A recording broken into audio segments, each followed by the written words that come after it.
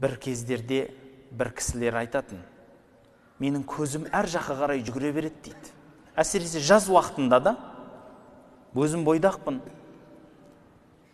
қыз келіншектер өтеді, соларға көзімді қалай тыйсам екен дейді.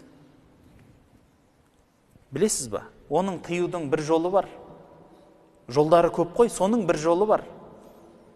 Көрген кезде Алланы зікір ет дейміз. Зікір айт.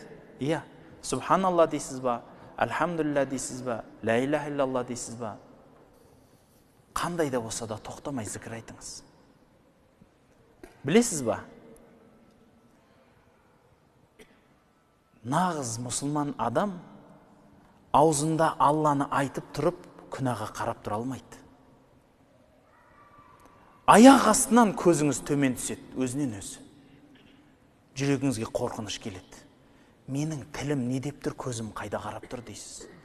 Өзінен өзі келеді. Мана жерде төмен қарай ұяла бастайсыз. Бұл сөз қайдан келді бұл мысал?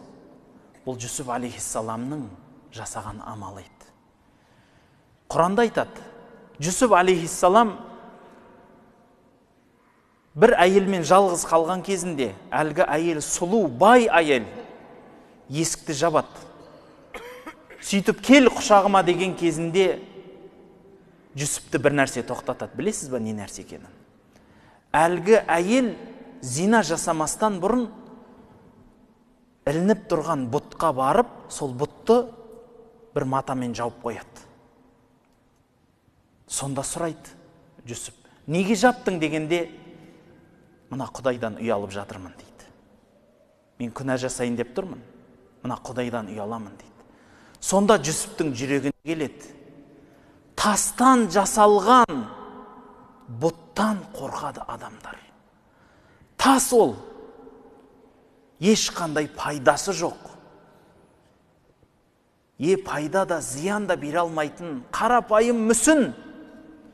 Содан қорқып, соның бетін жауып тұрған кезінде өмір бақи Құдай деп келе жатырмын.